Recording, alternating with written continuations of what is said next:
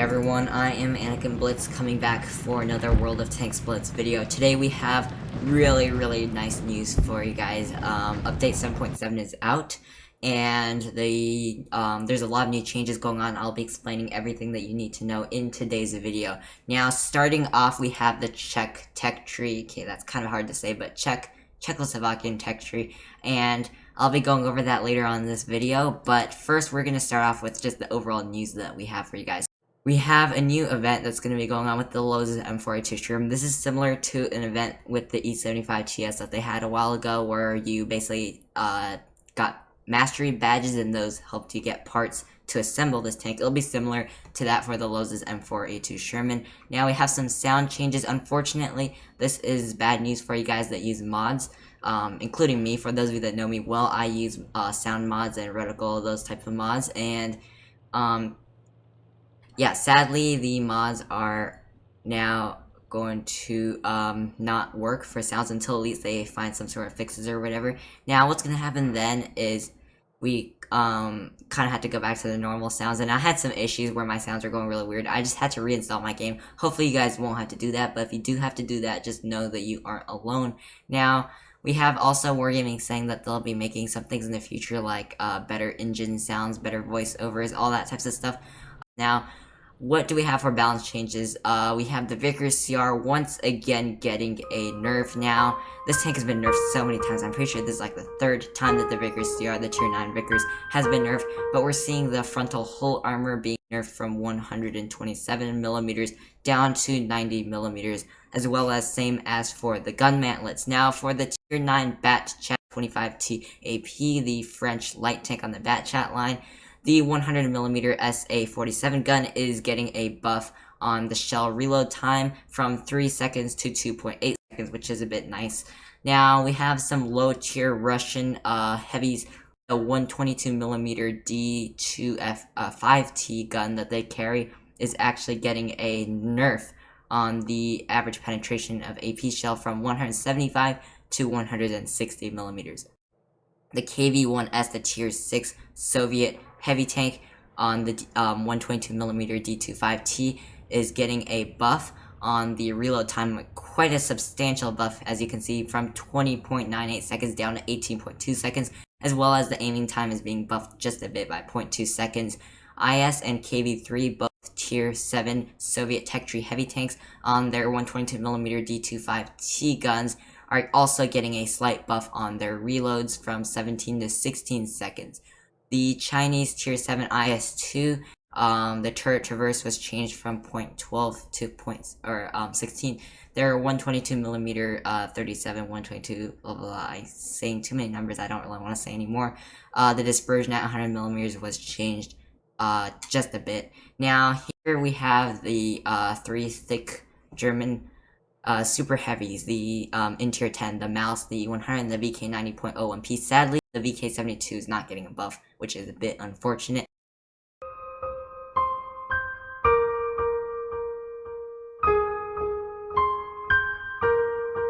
But these two super heavies are getting slight buffs. The flaws in the turret armor were fixed just a bit, and eliminating abnormal armor penetrations.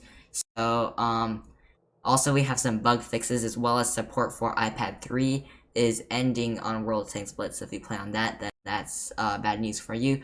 But yeah, that's pretty much all we have for news for update 7.7. Now, next up, we're going to be getting into the Czechoslovakian tech tree. Now, also keep in mind that I will be making reviews on every single tank. I've already started in the Skoda T25, and I'll review every single tank once I get them. So stay tuned for those. Make sure to hit the notification bell if you want to be updated when I upload. And of course, if you want to support my channel, make sure to hit the subscribe button below.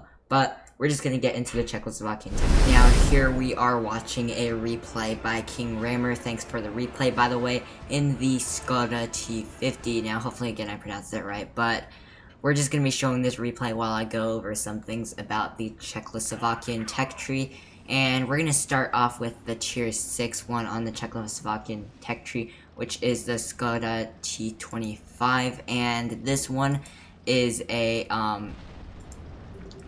tier 6 medium tank that has a auto loading gun on its top gun, and as you can see here, with the top gun, you have a pretty nice DPM for 1700, which is not terrible for tier 6, not crazy good either, but we're gonna look at the penetration. It's a bit lacking, but it's not terrible at 132, damage per shot of 160, and your burst damage in total is 480, and what you're getting here is a 3-shot auto loader that has about a 14-second magazine reload time, which isn't terrible, and you have 1.5 seconds between each shell, which is actually really nice in our clip, because you're able to get those shells out really fast, and that means you're able to just rack up that damage and get all those shells out before your enemy is able to reload for their second shell, if they're a standard auto or standard loading system, should I say. Now next up, what do we have? We have the T-34-100, and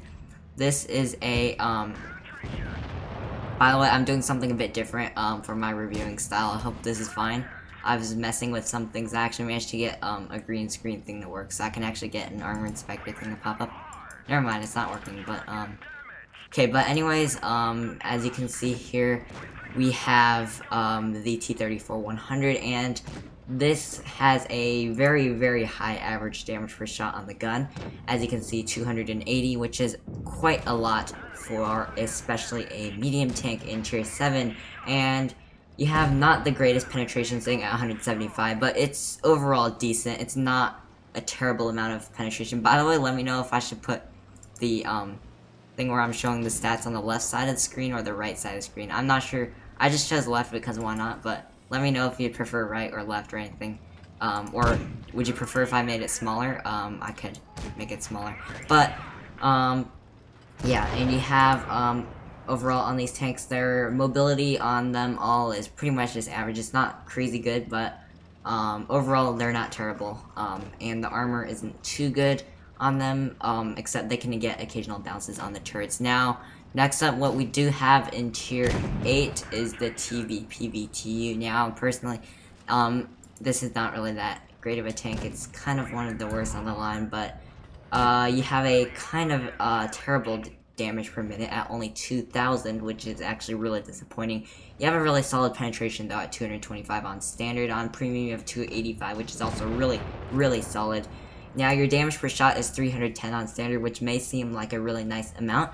As you can see, it obviously is, and it is the same as like a Tiger 2 or T-5042 Shark, but your reload time is really long, sitting at 9.26 seconds, and that's even being totally maxed with maxed crew train, all that types of stuff, provisions. So you don't really have the best damage per minute, the best rate of fire, the best reload time on the TVP-VTU. Now, the mobility is actually really nice. I'm honestly surprised by that 60 kilometers per hour top speed. That's actually really nice. But that is the TVP-VTU. Now, next up in tier 9, we have the Skoda T50. That is the tank that we just saw in the replay, and ads are so annoying. But what do you have on the TVP? I mean the Skoda T50. Why not? Why did I say TVP? You have a decent damage per minute. You have a really nice auto-loading gun as the top gun. It's actually kind of similar to the TVP-5051, but it's also a bit different. The reason why is because you have only 3 shots in your auto-loader, and 2.5 seconds between each shell is also a pretty decent amount, and a magazine reload of 15.9, about 16 seconds, isn't too bad considering your very nice 310 average damage per shot. Your burst damage totals up to 930, which, by the way, is the same as the FB2 and 5B183. And overall, it's a pretty solid tank. The penetration isn't terrible for a tier 9 medium. This tank can actually be pretty nice, and your mobility is also really nice. Now, you do need to keep in mind that it has absolutely no armor, though, on the turret, pretty much, and the hull, except for like your gun mantlets, which are strong on pretty much any tank. But like these have pretty nice gun mantlets, which is just a little thing to keep in mind. Now, finally, what we have at tier 10 is the TVP T5051, which is the one, yes, the tier 10. A lot of people have seen it in testing, and, oh my god, ads are so annoying, but, this is like a really nice tank. I don't have it, but it's just a really, unique it looks like it's going to be really fun, and I'm looking forward to reviewing it once I get this tank in my garage. Damage per minute isn't that great, sitting at 2.6k, but it isn't terrible. Penetration is a bit lacking. That isn't part of a balancing factor, in my opinion, is the penetration there. And the damage 310 is just the same as the Skoda T50, and you have a burst damage of 1240. Now you're wondering, wait, what? Because you still have 310 average damage per shot. Well, that is because this tank fires 4 shells in the magazine, which is really, really nice. Different to like a Bat Chat or anything else, like a Progetto 65. So you have 4 shells and 2 seconds between each shot. That's actually really, really insane, because even the Bat Chat is 2.8 ish seconds, and 2 seconds is a really, really nice amount. Now, obviously, this does compensate with this really, really, really long magazine reload of 21.72 seconds, which is a very long time, but considering how much damage you're able to get out in so little time, keep in mind that your dispersion and your aiming time factors aren't terrible either. Now, the mobility is also really nice with your 60 kilometers per hour top speed, 20 in reverse, and overall some pretty decent stats on that. Now, in the armor profile, I'm going to be testing my little thing. Okay, it works actually. This is a TVP. You can see that the armor is overall meh. It isn't anything crazy, really. 153 millimeters, and if you're using your all of your 8 degrees of gun impression here, 252 millimeters still isn't the best amount. Now on the turret, you have decent armor in some places, but overall it isn't gonna really balance unless if it's on the edges. And your gun mount is actually really, really nice, but overall your turret armor isn't the best either. So you're gonna have to rely on that gun mantlet and some edges wiggling around and stuff to really balance. But 8 degrees of gun impression isn't bad at all, and considering just how good this gun is and the pretty decent mobility, I would have to say that it is a really, really solid tank, and we're gonna have to see that once I actually get the tank in my own garage, try it out for myself. I will make sure to review every single tank in this line when I get them.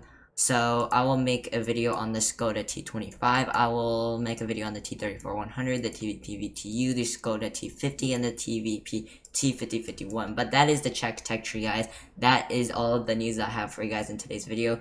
I really hope you all enjoyed this and maybe learned something. Looking forward to the grind. Let me know if you guys are grinding the TVP and how you like the tanks in the line. But that's all I have for you guys today. I hope you all enjoyed this video. I am AnakinBlitz, and I'll see you all in the next one.